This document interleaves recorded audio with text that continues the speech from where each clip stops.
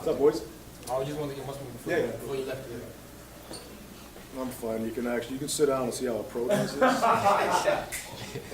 There's so much I have to, so much I have to teach these guys, Oliver.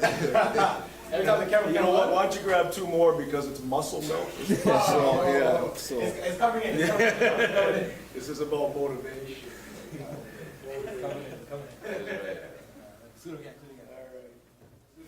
I'm Tony House, and I'm the founder and executive director at Canada Top Flight Academy. How does CTA,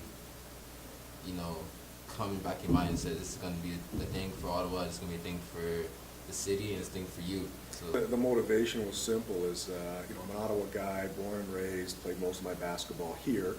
There was really nothing like this, and as we've seen the emergence of prep schools and basketball academies, I felt that, we were losing a lot of our key Ottawa guys like Eddie Ekior, Olivier Hanlon, Mariel Shiot, Corey Johnson, Maxime Bersico.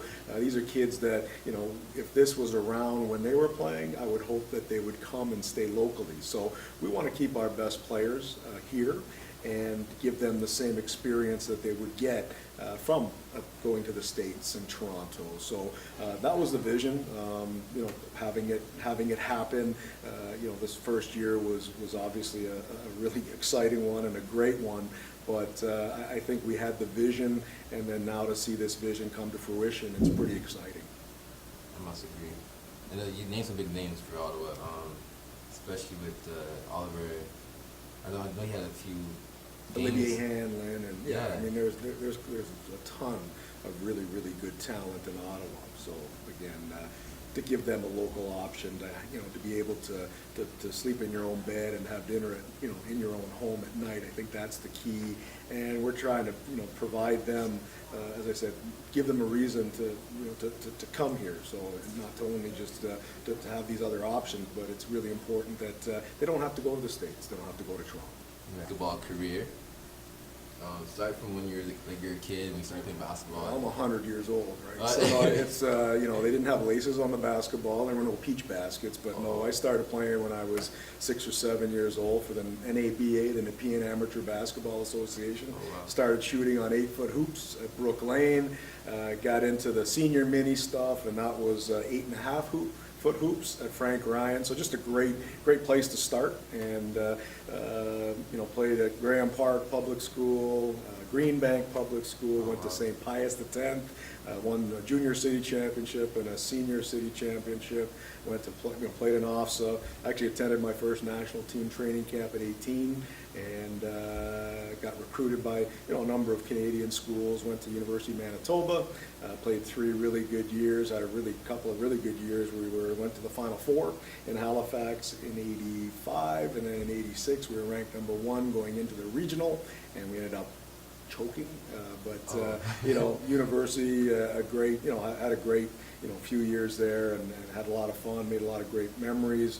Coached by a lot of really great people. So the natural progression would be to go into coaching. So once I graduated, got back home, was a supply teacher, ended up coaching, and coached at St. Paul's, St. Pius, Nepean High School. Took 12 years off to raise my own kids, and then came back to Sacred Heart, where we won a city championship with Sean Stokely and Vic Esquil. Was ranked, I think we were in the top 5 in the province. Ended up playing Andrew Wiggins when he was in grade 10. Oh, wow. An outstanding game against Vaughan, and we did end up going to Quad A OFSA, competing hard. Lost to Jay Clark Richardson in the quarters, but coaching is just that natural progression, giving back. I've also been running basketball camps with Leo Routens. So the Routens House basketball camps have been going now for 28 summers. So wow. Really proud of that, and to be able to sustain something like that, it's been really a special run. And then this new little initiative and little project with CTA, that's been keeping me very busy.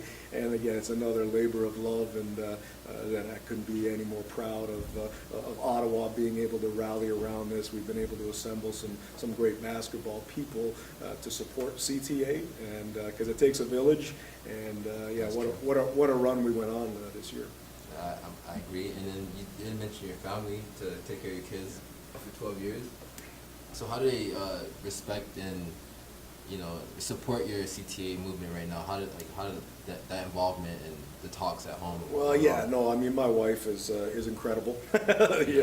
She's very supportive of everything I do. She knows that, impacting youth and doing things like this is very important. We actually run the Kaleidoscope of Hope Gala for teen mental health and teen suicide prevention. So we're very big advocates of giving back and making sure that, we do our part when it comes to youth. Being parents, being former teachers, we know what the impact that can make, not just, again, us as parents and coaches, but, what teachers do and what other coaches do within our community. It's really important. So my wife gets it. I'm not sure if it's a way to get me out of the home, but I know that she's been very supportive, and, she's my MVP, no doubt. Sure, and that's great, because as you said, it takes a family, it takes a village to support something like this. And as for CTA and the journey this year, how would you explain this year in I guess a phrase or a couple words? How would you explain that? Yeah, pretty amazing. I think when you put 12 people together, a new coaching staff, I mean, you don't know what to expect. You're not. Our expectations weren't that high, to be honest with you. I think while the guys were, picking this up, it was funny. I was talking to the coaches as the guys were getting the trophy.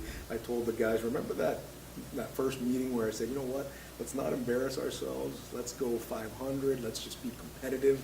And all of a sudden, we're picking up the championship trophy in our first year. So it took a while. I mean, we had some injuries. We have, anytime you assemble, again, 12 new bodies, there's chemistry, there's a familiarity, there's a buy-in, there's a whole bunch of things, and there's a lot of adversity. And it's what we try to do is establish a culture. And it's a family culture. It's one where it's a selfless culture, and I think we accomplished, or we're starting to see that achieving that kind of culture, because it's not something that, again, might just take a year, but throughout we had injuries, and the kids started to just rally and start enjoying each other both on and off the court. There was a real togetherness. Yeah. So I was really proud of the way they came together. And like I said, I think that was the biggest thing, is that you as a coach or as a program guy, you don't want to be playing your best ball in like November. You want to be peaking, and that was the big thing, is that we ended up peaking. And you were there. I mean, our bench was very vocal and very supportive. Genuinely and sincerely wanted everybody to succeed, and that's important. Yeah, I have to agree with that. Me and Ms. Barrett talked, even watching game film with her. It's times where I just record the bench because they have so much life. Like I might miss a minute or two of the game and just record them because they're just loud. And you don't really see that unless you see like the Sweet 16 in NCAA, the NBA. You never get that.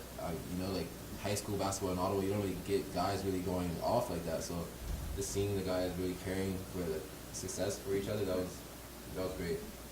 And another thing, just the way you guys blend, like,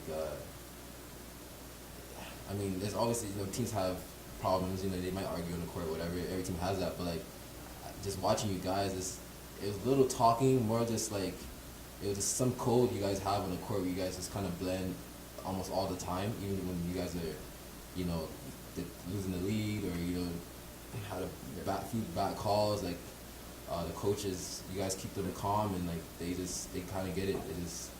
There's no egos.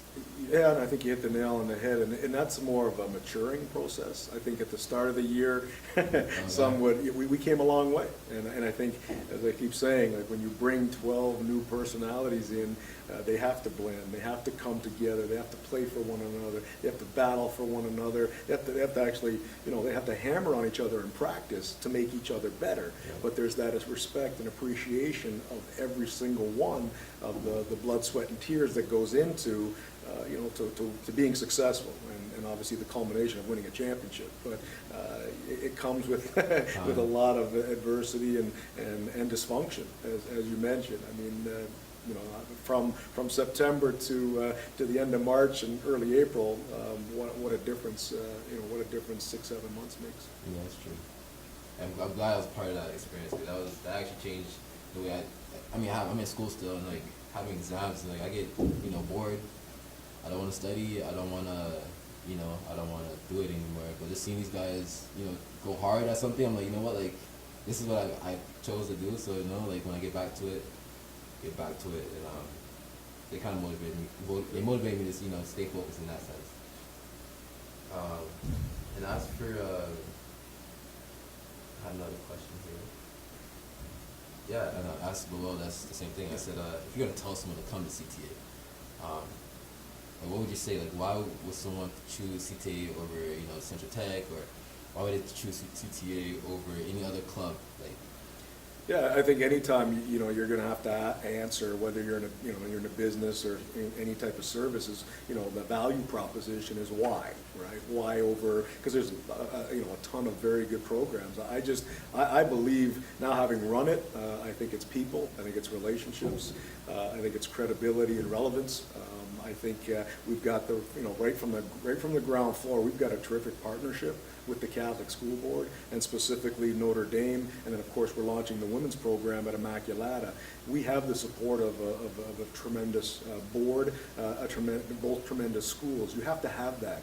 Principals, guidance counselors, resource teachers, you know, I mean, you have to have athletic directors and all the staff. Like, you know, we have tremendous support right here from Notre Dame from an academic standpoint. So academics, I know that we're delivering, CTA and Notre Dame are delivering an outstanding academic curriculum. From the training and the coaching that these young men and young women will receive is second to none. I mean, our experience, our pedigree, our basketball people outside, Dave Smart, Leo Routens, Milt Palacio, myself, Willie Manigat. I mean, you know, we bring you know, a wealth of experience. Trevor Stainer, our training staff. We've got a chiropractor, team physicians. We've got a nutritionist. We've got a yoga movement instructor. Like, you know, we kind of run this as a pro team. There's a performance coach. We are missing nothing. We really are, and I'm confident that, you know, it'd be hard pressed to find any other program. You know, there are going to be some similar, but we work hard, and we'll continue to work hard. Our schedule now, it's arguably as good as anywhere, you know, in the country. So there's a lot of features and benefits. Hey, great, we're a Nike school. Kids come in here, they get their swag, you know, great sponsors. And like I said, I think what differentiates anybody is the people that are involved in our program, and I'd be hard pressed to find anyone better than what we have here. okay. And I think that was a great response, and I would come to CTA if I could. Yeah, a little too old, but we love that. Yeah, no more ball for me. Well, thank you for taking the time today. I appreciate it. Hopefully we get more of these, and, you know, get you in real life action. You're going to be coaching this year, so I'm happy to see that. And as I say, thank you again. And I want to thank you and Izzy for coming out and taking your time and sacrificing some of your hours that you could be somewhere else, and you know, it doesn't go unappreciated, and we really do appreciate the coverage. It means a lot, and it helps in the recruiting as well. So thank you.